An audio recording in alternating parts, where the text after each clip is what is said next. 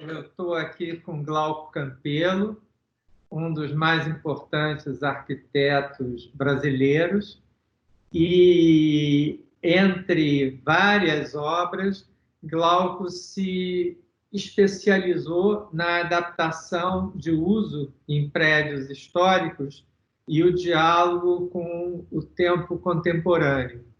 Glauco restaurou o Paço Imperial e, há 4 anos atrás, a Casa Roberto Marinho. Glauco, talvez nós pudéssemos começar por você falar um pouco como começou essa sua experiência com imóveis históricos.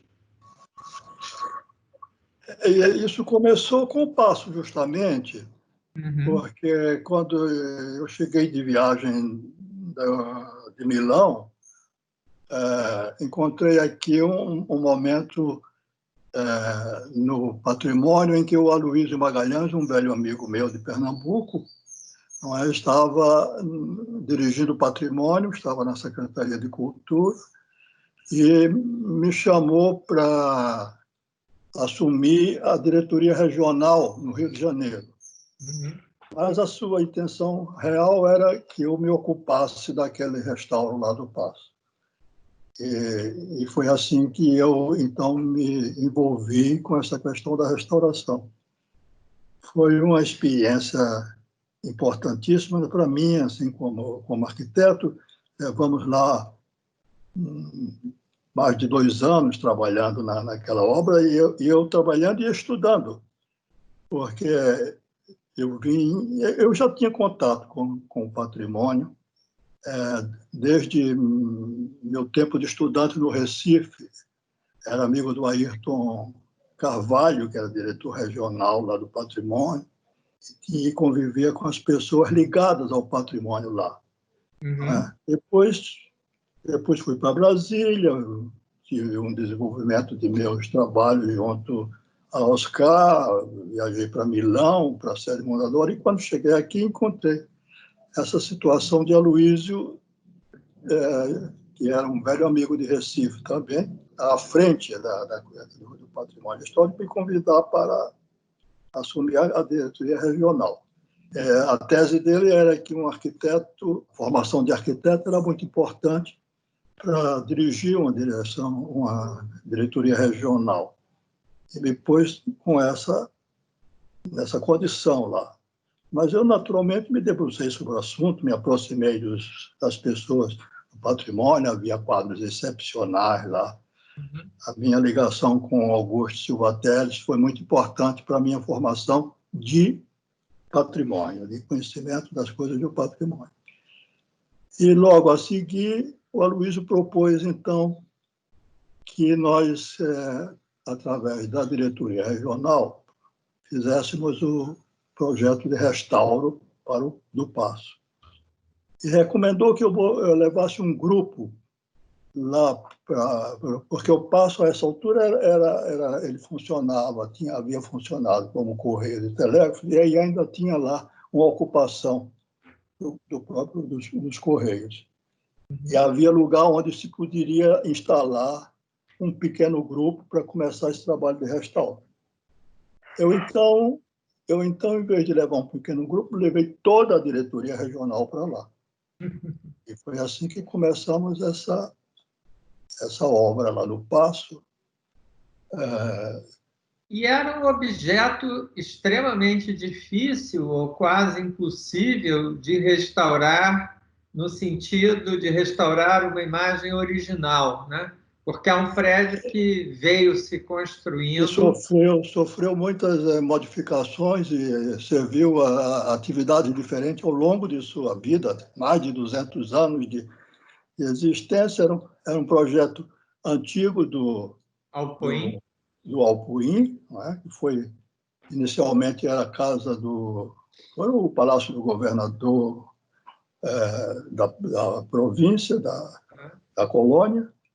E depois, com a vinda da família real para cá, ele foi, então, transformado num palácio real. Aumentou um pouco, criou-se um torreão central e ele ficou ligado ao convento do Carmo, na parte de trás, através de uma ponte que atravessava a rua 1º de Março, naquela época. Ora, essa imagem do Paço, como Palácio Real, Palácio do Reino de Portugal, do Reino de Portugal e Algarves, era o momento mais importante da vida do edifício. Claro. E ele foi digamos, registrado nas pinturas do Debré e de outras pessoas importantes.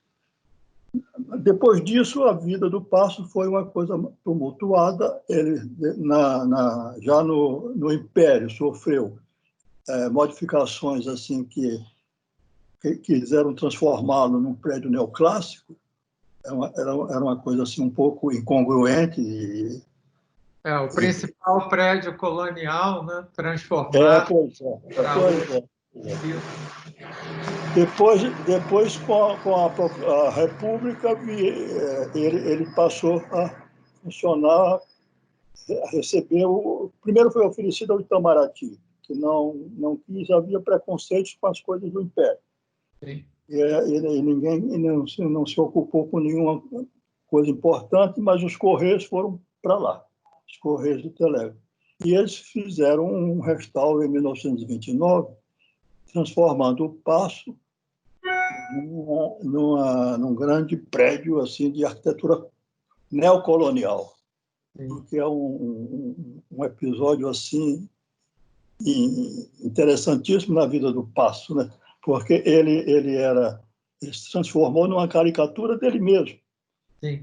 Ele recebeu um revestimento que transformou aquele prédio numa outra coisa, segundo um estilo que queria representar o que ele tinha sido no passado. Era um mascaramento completamente maluco. Uma paródia surreal. Uma paródia. Ocupações, entre outras intervenções, o pátio foi ocupado, né? Foi completamente ocupado. Uma repartição como os Correios de Telégrafos, precisando de áreas a toda hora, foi modificando aquilo a bel prazer, e o Paço, quando chegou às nossas mãos, nessa ocasião, ele estava completamente destruído. Os ambientes assim que serviram ao rei, ao império e aos imperadores estavam desmanchados, as pinturas de teto, não havia nada daquilo, era compartimentado excessivamente, e nos pátios cresceram edificações. No pátio de trás, um pátio extraordinário, mais largo assim, característico da arquitetura ibérica, aqueles pátios grandes, havia um prédio de 4 andares, mais alto do que o Paço. Então, o restauro seguiu um processo de, digamos assim, retirando essa coisa acrescentada para a gente poder compreender o que era aquele edifício. No processo de restauro, havia, portanto, um diálogo dos arquitetos, e nós éramos um grupo muito bom. Você começou conosco a tomar parte nesse processo, não é? Foi aí que nos aproximamos. Foi só no final, né, que eu entrei. Pois mas era foi numa fase mais adiantada do processo. Algo inesquecível. Você entrou no momento em que a gente precisava definir o rumo que aquilo teria que tomar em relação à sua reintegração à cidade. Era isso que importava num restauro também, a reintegração do bem à cidade. E ele teria que trazer nesse processo os seus valores mais importantes. E isso era a charada da questão. Era identificar o que eram esses valores mais importantes. Havia uma imagem que nos seduzia, que era a imagem do prédio barroco, no momento mais importante da sua vida, quando foi capital do reino de Portugal e Algarves. De modo que mas essas imagens eram só externas. A documentação relativa à parte interna não havia. Tinha se perdido e nós não tínhamos anotações confiantes. Tínhamos que confiar na própria obra, na própria construção. À medida que se retiravam as coisas evidentemente introduzidas para atender ao programa múltiplo dos Correios, ia aparecendo aquele arcabouço barroco. Uhum. A decisão foi, portanto, de recuperar aquele arcabouço e integrá-lo à cidade, através de uma intervenção da qual também participaram as pessoas, a prefeitura e o corredor cultural participaram de reuniões conosco para decidir o que fazer com aquela estrutura, sem um programa assim definido, deixando que depois, pouco a pouco, a cidade fosse se aproximando daquele objeto para definir um tipo de uso. E esse uso se definiu como sendo um centro cultural, não é? Como você se lembra. Nessa parte, você tomou também decisões junto conosco, porque você vinha, era o assunto que lhe interessava, sobretudo, né? Além da arquitetura. No início, eu e a Ana Luísa Dias Leite, né, assessorávamos o Suetônio Palença, que era a pessoa que se ocupou dos primeiros momentos do Paço, né? De um modo muito competente, né? Sobretudo se pensar na verba que ele tinha, né? E eu tive muita honra de participar desse momento. Suetônio me levou para conversar, por exemplo, com Antônio Ais, quando decidiu fazer restaurante. E agora o foco do Suetônio era muito em teatro, né, no auditório, né, que fez um trabalho. O Suetônio conduziu o processo de, digamos assim, consulta à cidade, né? Era uma espécie de uma tentativa, mas ele tendia mais para esse lado. Do teatro, dos espetáculos musicais, e chegamos a experimentar esse tipo de atividade, não é? Sim. Em alguns momentos. Aquela história do teatro musical brasileiro, né, que foi dirigida pelo Luiz Celso Martinez, marcou época e foi feito ali, né? Mas aí houve outra mudança, né, porque Joaquim Falcão vem dirigir a Pró-Memória e exatamente. E aí trouxe criou o Paço como uma unidade autônoma do IPHAN. Ainda sem um programa completamente definido, mas foi quando, pouco a pouco, se foi assentando essa ideia de um centro cultural dedicado, sobretudo, às artes plásticas. Não é? E, como tal, isso não impediu que muita coisa se realizasse lá de outras atividades, como teatro, Houve uma época que se fazia teatro experimental lá, você se lembra, né? Me lembro. E a gestão do Paulo Sérgio Duarte foi muito boa.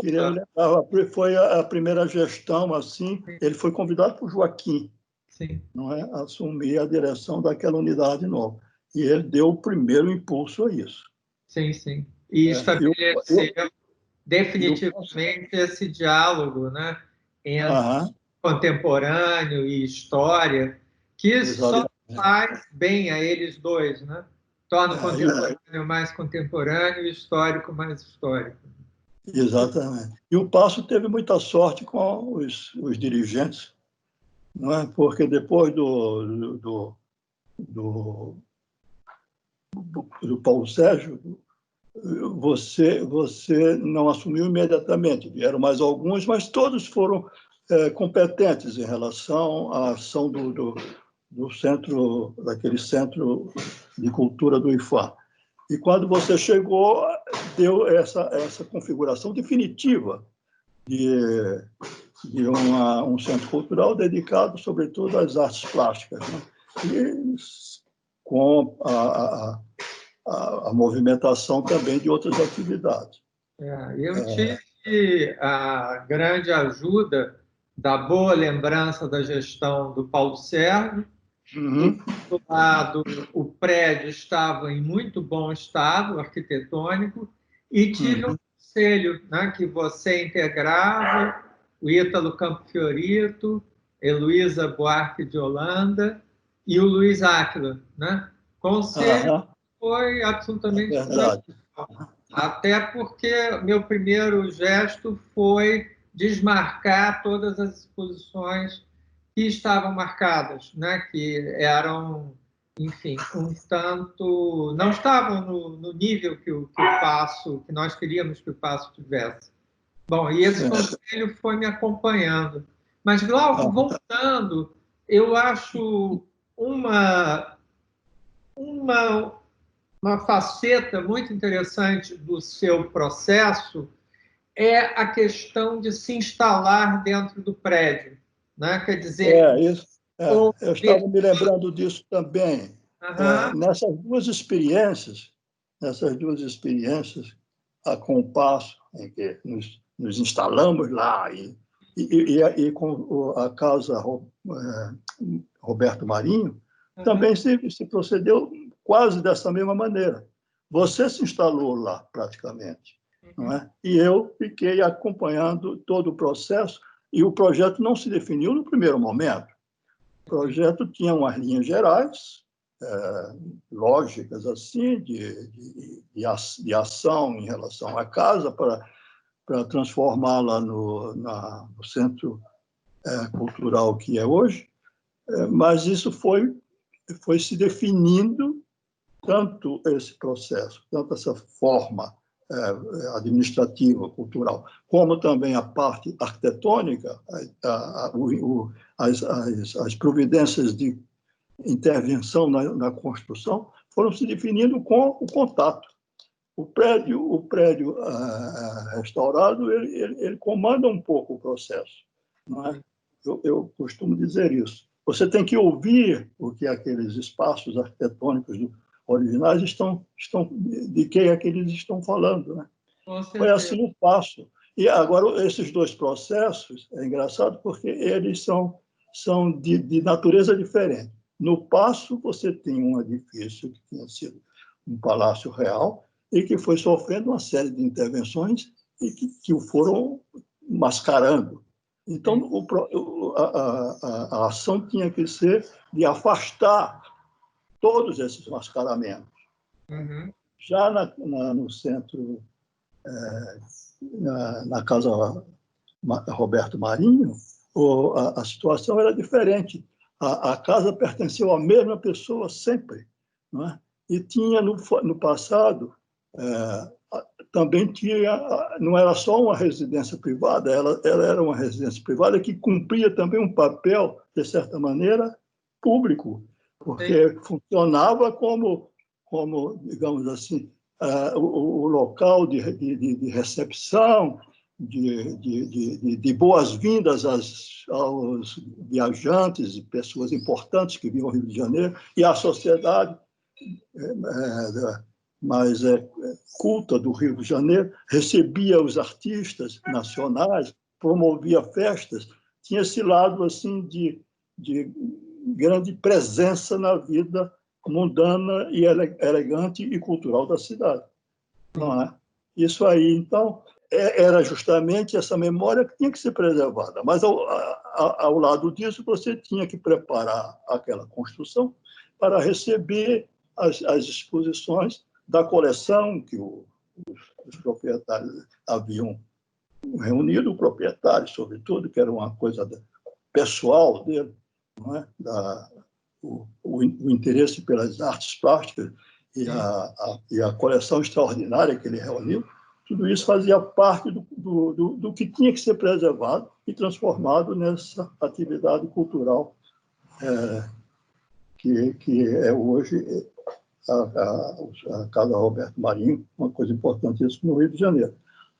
Esse processo, portanto, era diferente do Paço. No Paço, nós fomos afastando as edificações. Aqui, nós estivemos só aqui nos afastar digamos assim, dos objetos e atavios da vida que envolve toda a vida privada. A casa era uma casa de uma família, então havia uma série de móveis, de elementos característicos assim da decoração de um lar. Isso tudo foi se limpando, se afastando, para que ela aparecesse só na sua integridade original e se predispusesse a se transformar num grande espaço aberto para receber esse programa de exposições. E foi providencial, né, a manutenção da aparência geral do térreo, né, acentuando esse espaço social, né, que Dorival Caymmi, por exemplo, fez suas primeiras apresentações lá. Houve uma peça com Tônia Carreiro e Paulo Altran, Um Deus Dormiu Lá em Casa. E então esse movimento, né, ele só fez enobrecer uma função que já tinha, né, sublinhar. Exatamente. Para em cima, que era uma parte íntima, né, uma parte de uma residência, né, os quartos, sala íntima, enfim, da residência, né, aí foi feita a intervenção maior no sentido de conquistar espaços generosos, né, que pudessem acolher essa nova função. E eu me lembro que uma decisão sua foi o ovo de Colombo, assim, central para resolver o programa, que foi abaixar o cinema, que antigamente era no primeiro andar, e trazê-lo para o térreo, né? O invertendo para concordar com a ladeira, né? com a aclive. E, por outro lado, permitindo, desse modo, que esse setor de exposição, o próprio cinema virou em cima um setor de exposição, o espaço onde era o cinema, se interligasse com a reserva técnica, né? Aí o novo projetado.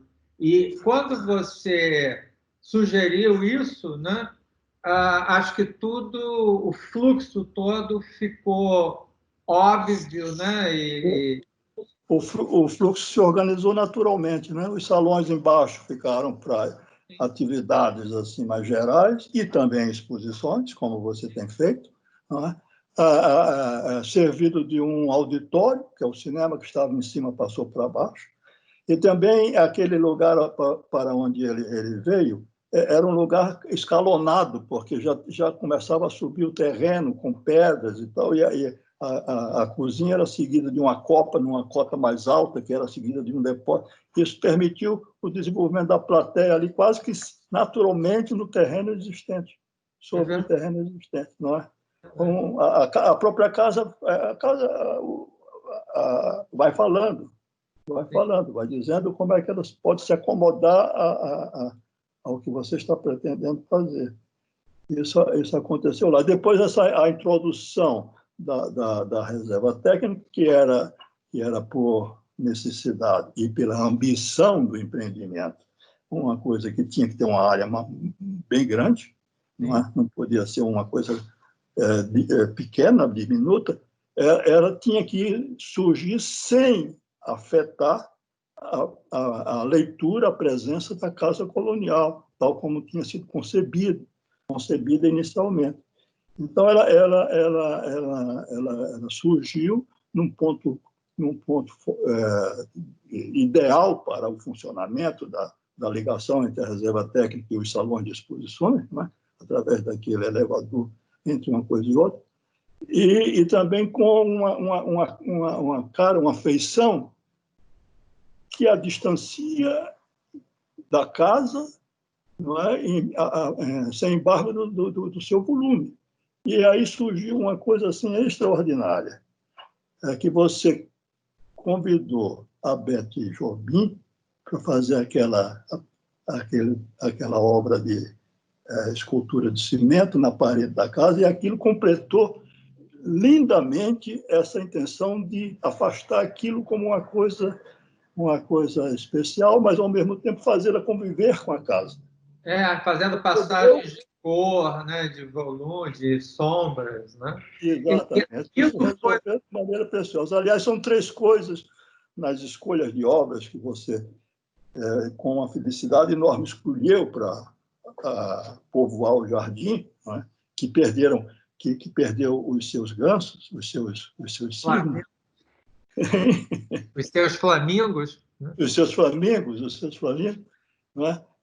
Ganhou aquelas esculturas, aquelas obras interessantes, mas aí tem a da Beth, que se integrou ali de uma forma extraordinária. E a do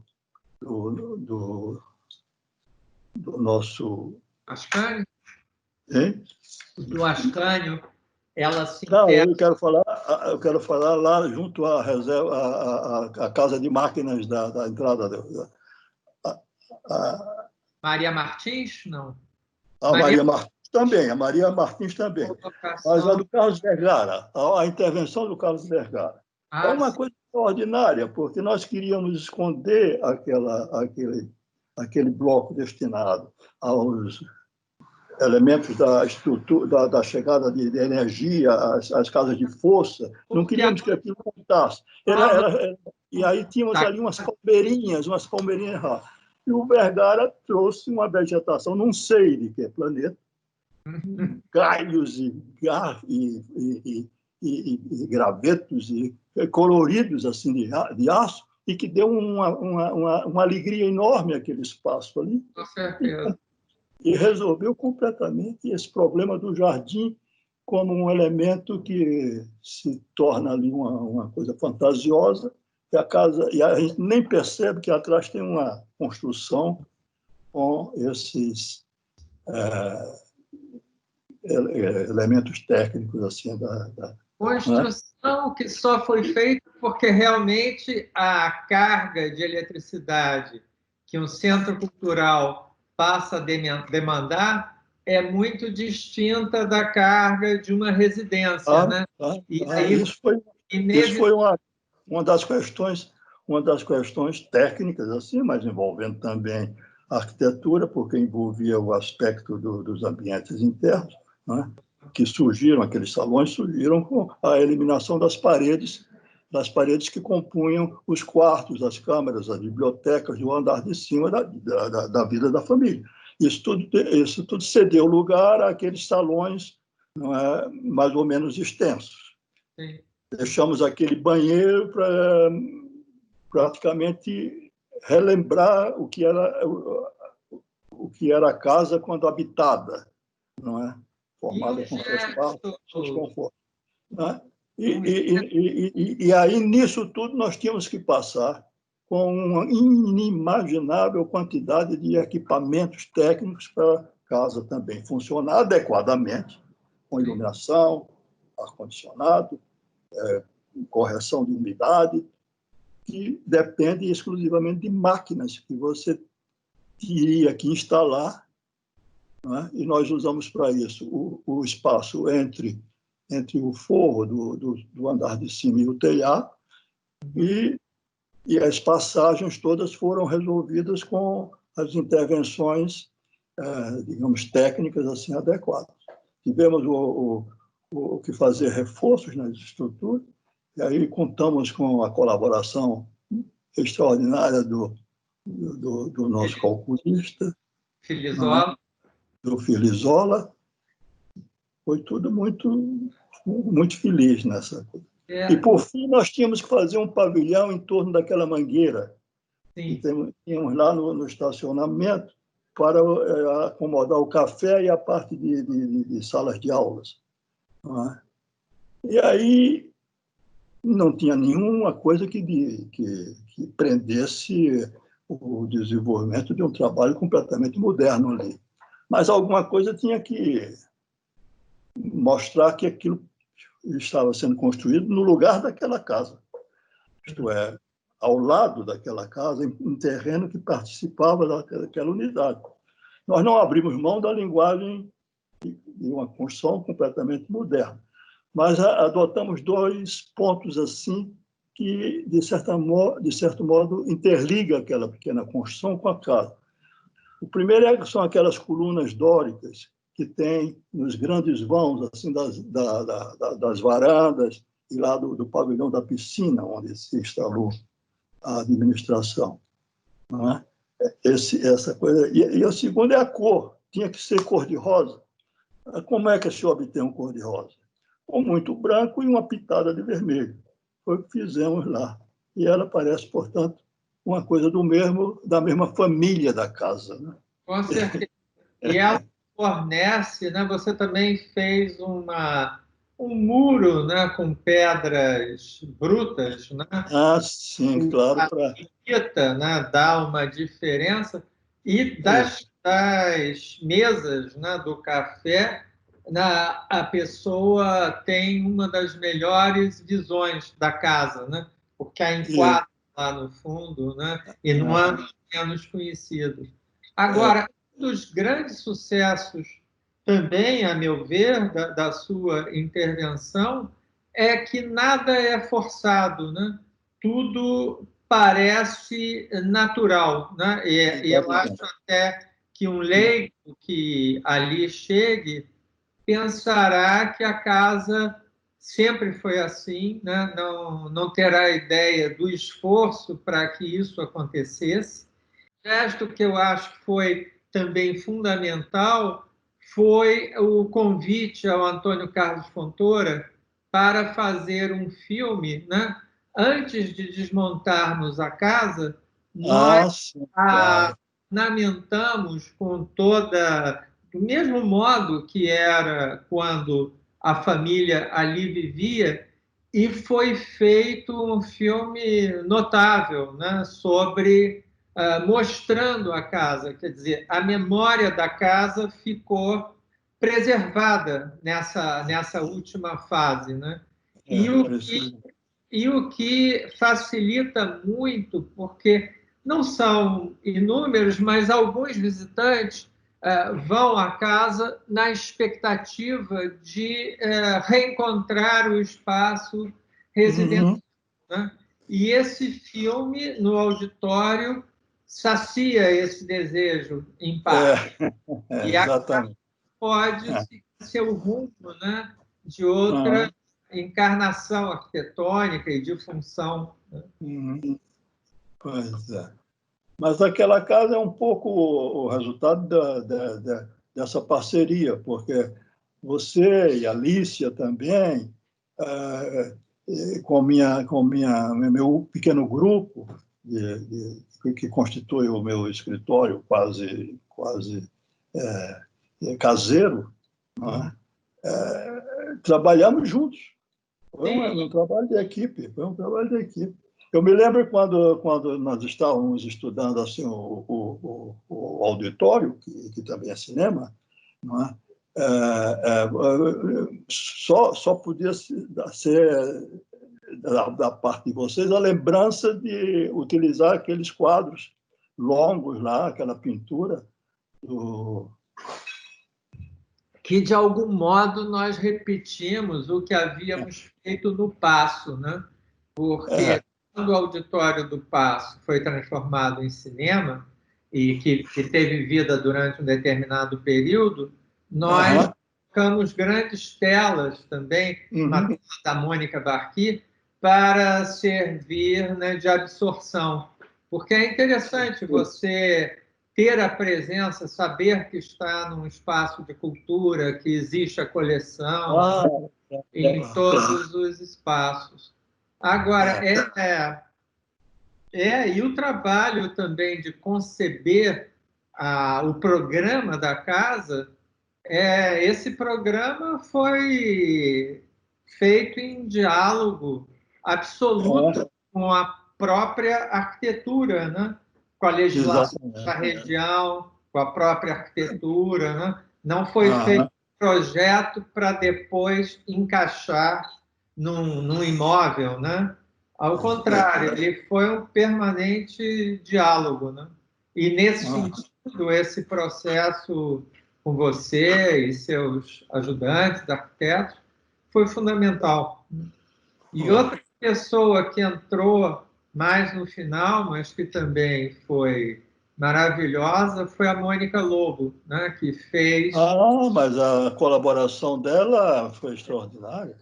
A gente, sem um refinamento como aquele do projeto das instalações elétricas estudados pela Mônica, não teria chegado a esse nível assim de requinte. Realmente, ela, nesse particular, ela é extraordinária.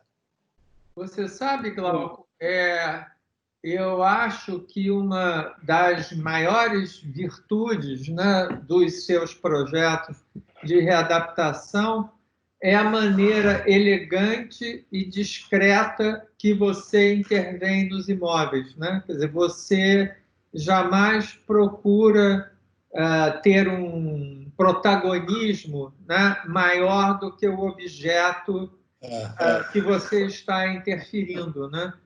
E isso dá uma sutileza, uma delicadeza e elegância arquitetônica mesmo, né? Fantástica. O passo, por exemplo, eu me lembro das escadas, né? Que, me corrija se eu estou errado, mas onde não havia evidências de como eram as escadas, né? Exatamente, não havia mesmo. Aí introduzimos aquelas escadas novas lá, com um desenho atualizado, né? E que se acomodaram perfeitamente aos espaços antigos, sem sobre eles atuar, não, isto é, não os modificam, eles são como são e elas são também como são. É o diálogo entre uma coisa e outra que enriquece o lugar. E elas são praticamente um fio, né? O corrimão é um fio que te conduz pelo prédio.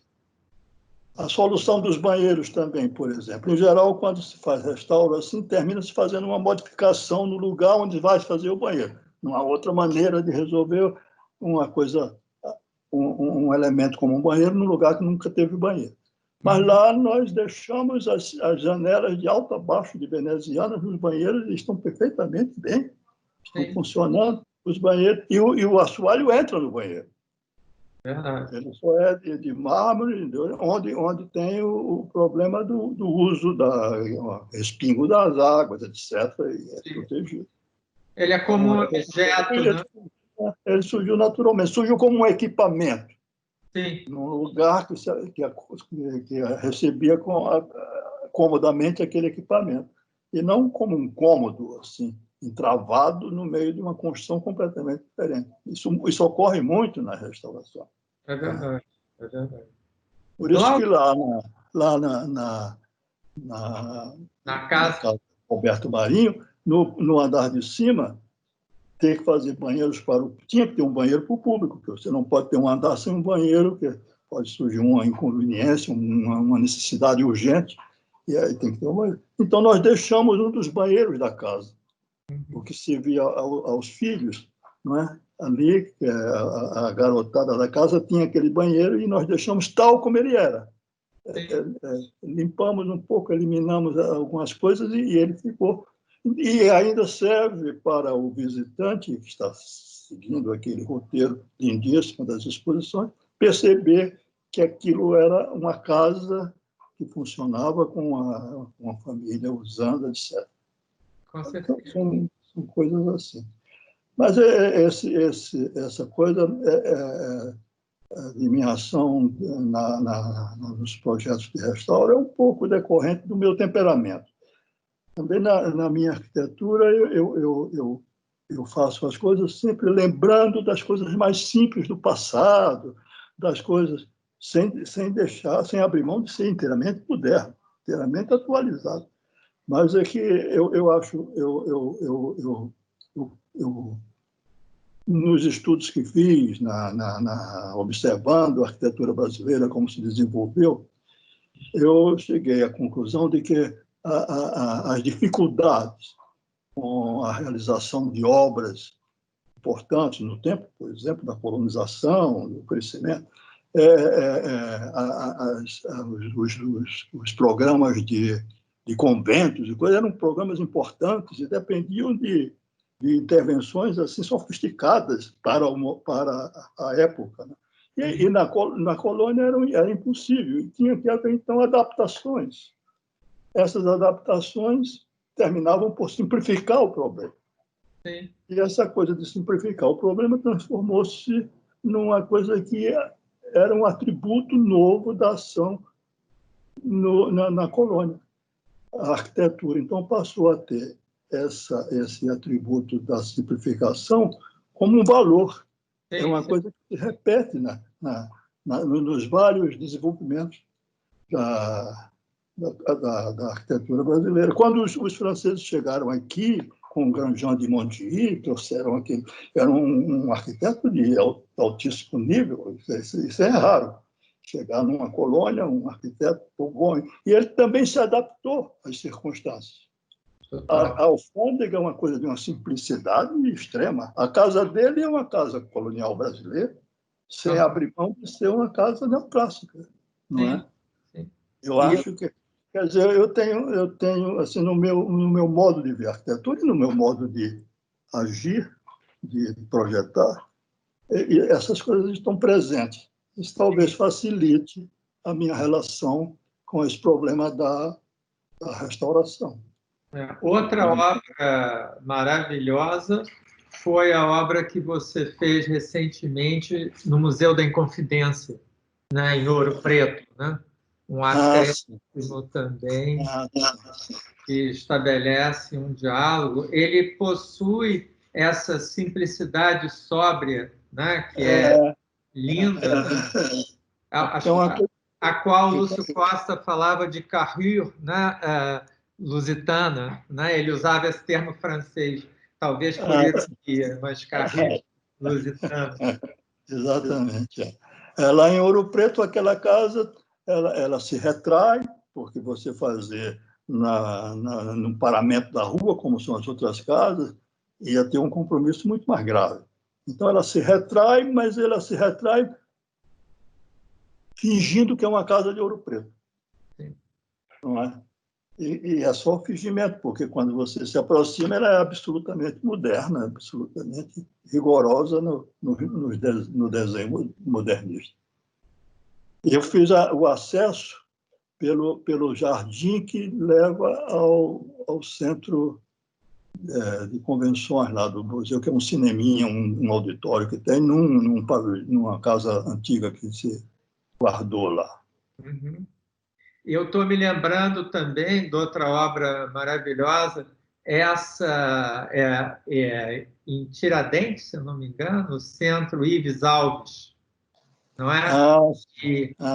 Um centro que também você não imagina a dimensão do que você vai encontrar quando você entra, né? Porque é uma fachada da escala das demais, né? E aí você entra, tem um auditório fantástico, espaço. Porque o terreno tinha uma construção nos fundos do lote, do terreno, que dão para uma rua de serviço atrás. Sim, sim. E essa construção tinha, para a sorte do programa, ela tinha de ruído. Mas aí havia, digamos, o precedente de ali haver uma construção, porque a Tiradentes é tombada totalmente, de modo que você não pode alterar as volumetrias características do lugar. Então, mas ali havia um volume. Então, nesse lugar se aproveitou e se fez o auditório, um grande auditório, mas com a cara de uma coisa assim contemporânea das outras construções. Nós estamos tendo a participação especial do meu Cocker Spaniel, porque senão ele late. Aí eu botei ele aqui, Samuel está no microfone. Pois é. Tiradentes, aliás, ela teve a sorte de possuir duas notáveis intervenções de arquitetos modernos, né? Essa sua no Ives Alves e a casa da Dona Maria do Carmo, Sim, do pelo Alcide. da Rocha Miranda. Maravilhosa aquela casa. Ele tomou o partido de absorvê-la não sei aonde. Ela some no terreno. Não é? Da rua você só vê uma fachadinha como as outras. Você entra, é uma casa maravilhosa, com pátios ajardinados. É uma intervenção maravilhosa. E de cima você não a percebe também, lá da igreja. Não é? É impressionante. É quase um lance de mágica. Você vê só o jardim. Glauco, acho que valeria a pena você falar num projeto que é um programa completamente distinto, né? É um prédio que nasce do novo, que é a Biblioteca Pública do Rio de Janeiro. Né? Sim. A biblioteca foi um projeto do período de Brizola e Darcy Ribeiro, quando eles estavam fazendo aqueles pré-moldados das escolas projetadas por Oscar Niemeyer, os CIEPs, né? Eles tinham um canteiro de obras que produzia os pré-moldados dos CIEPs. Então, eu, quando fui fazer o projeto, fui desenvolver o projeto, isso estava em plena atividade. E eu, então, resolvi, combinando com o Darcy, aproveitar esses canteiros de pré-moldados. E desenhei um pré-moldado que se adaptou ali para criar aqueles espaços assim, inteiramente livres. São duas naves de 10 metros por 100 e uma parte central de 8 metros de largura por 100. A biblioteca tem 100 metros de extensão. E sobre essa parte central, criou-se aquela claraboia. E basicamente é esse volume assim para ser explorado de acordo com o programa da biblioteca, que pode até variar, como de fato variou. Engraçado que isso se aconteceu na prática.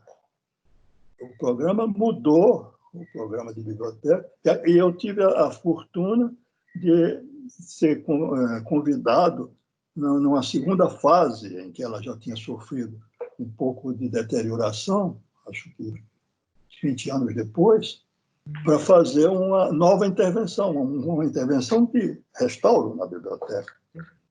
E ela se adaptou perfeitamente ao programa mais moderno de atendimento de público numa biblioteca assim, daquela natureza. Vera Saboia era a diretora. É a Vera que conduziu esse processo, com a Adriana Hatt, ela era secretária, não é?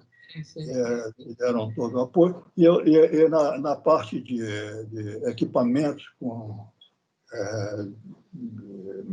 mobiliário e equipamentos, a Bel Lobo deu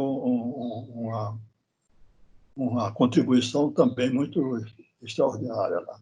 Sem dúvida. E o programa, né, pelo menos durante bom tempo, né, a partir da gestão da Vera, era fantástico, né, porque acolhia, né, todo tipo de pessoa, inclusive pessoas que viviam mais na rua e que você via que não iam lá apenas para descansar, estavam vendo filmes. Ela tinha uma função extraordinária até desse ponto de vista social também, que envolvia as pessoas, trazendo-as para o mundo da cultura, dos interesses mais importantes assim para a vida e tudo, não é? Abrindo as portas completamente. Eu me lembro quando elas inauguraram a biblioteca, eu vi umas notinhas assim que apareciam nos jornais, e um camarada fez uma cartinha dizendo que ficou impressionado porque ele ia andando pela rua, pela Avenida Presidente Vargas, naquela calçada, interessado naquela coisa daquela biblioteca, e quando chegou em frente do hall, a porta se abriu. Era uma porta automática, né, que se abria. Ele se abriu e eu tive que entrar. Mas é simbólico. Fui convidado pela própria biblioteca. Eu achei engraçada essa observação. E ali você entrava, entrava e atravessava a biblioteca nos seus vários programas, etc., atividades, um café lá embaixo, e tinha o bloco voltado para a Rua da Alfândega, com um teatro, e mais a biblioteca infantil, e um pequeno restaurante lá em cima. Você atravessava e ia sair na Rua da Alfândega. Ou então passava do lado e ia para o Parque de Santana. Sim. E também propiciava uma belíssima vista, né, do Campo de Santana. Pois é. E me lembro também de você convidou o Valtércio Caldas, né, para fazer um trabalho, né, nesse parque de trás. Né? Isso foi uma coisa enriquecedora. Às vezes a gente tem sorte, né, com essas coisas. Aí na casa Roberto Marinho, bem, a sorte foi muito grande. Mas lá o Valtércio fez uma coisa extraordinária, aquela barca de pedra, assim. É emocionante, sim. Em cima de um espelho d'água, né? Que encheu aquele pátio de uma maneira riquíssima. Assim. Riquíssima com a riqueza das artes, né? Só as artes oferecem. Glauco, tem alguma coisa, quer dizer, há toda a sua arquitetura, né, sua arquitetura que não se relaciona com patrimônio e tudo, que vale a pena outra conversa inteira. Mas tem alguma coisa que você se lembre que nós não tenhamos abordado? Eu me lembro só para nos atermos a essa área de intervenções assim em restauros. Eu me lembro que eu fiz uma coisa que eu tenho um encanto especial por esse trabalho que fiz, que é um anexo para o Museu da Imagem e do Som, aqui no tempo que ele estava funcionando ali na praça ao lado do Fórum. Sim. Pequeno prédio que foi um pavilhão da Feira de 22. Uhum. Ali se abriga abriga ainda, porque o novo em Copacabana não surgiu ainda. O Museu da Imagem do Som, com o arquivo todo. E então eu fiz o restauro dessa parte, né? Recuperei as cúpulas que tinham sido desmanchadas, né? E tirei o acesso de baixo, que criava um vão esquisito debaixo da escada, recompus aquela coisa que está funcionando, ficou muito bem com o auditório embaixo, e aí criei um anexo para o desenvolvimento desse museu. E esse anexo é um projeto que eu tenho assim, um encanto muito especial. Tenho pena de não ter ocorrido, que ocupava aquela praça toda, estava ali aos pés do fórum, não é? Com arquitetura moderna lá, gigantesca, aquela coisa toda. E é uma ligação assim, visual muito rica, que me agrada muito. E como sempre, assim, uma coisa muito simples. O que interliga os dois prédios é o embasamento. Peguei o embasamento do prédio antigo e levei para a área desse anexo. E o anexo surgiu em cima desse embasamento, o que dá uma unidade, uma coesão. Certeza. Coesão mesmo, assim, completa. É um projeto que eu tenho um encanto muito especial, mas nunca foi feito. Fiz o anexo do municipal também. É verdade, estávamos esquecendo. Que é esse o anexo também é misteriosamente semelhante ao municipal, né? Mas não tem nada que ver. É o revestimento das paredes. E ali você tem as salas de ensaio, uma série de serviços. Sim, fundamentais, né, para o teatro. Ainda tem um muro de azulejo do Atos Bulcão embaixo, na parede do auditório. Felicidade. Pois é. Então, você tem esse privilégio, né, de ter obras do Valtércio Caldas, da Bete Jobim e do Atos Bulcão. Né? Tem, não é para qualquer um, não. Não. Glauco, eu quero te agradecer imensamente a sua disponibilidade. Afinal de contas, eu trabalho com você há tempos imemoriais, né? Comecei em 80. Continuaremos assim, não é? Sim, sim. E é ótimo porque nós conseguimos trabalhar de ouvido, né? Muito bom. Não há confinamento que nos aparte. Isso aí. Não é? Muito obrigado. Ótima viagem. Se cuide também, que a Barra não está fácil, né? Em Fortaleza.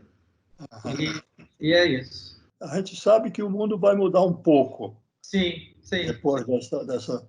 Uma das coisas que já está mudando para mim é essa possibilidade de estar falando com você, você em casa, eu na minha. De modo que Fortaleza poderemos nos comunicar até olhando um para o outro. Assim. Com certeza.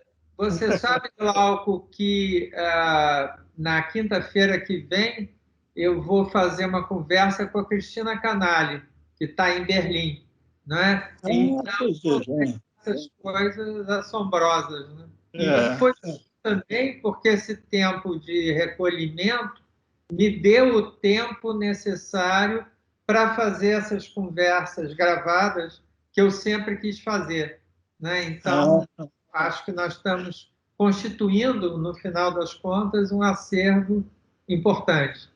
Isso. É isso mesmo, Laura. Parabéns. Obrigado. Um grande abraço. Um grande abraço, boa viagem. Tchau. Obrigado.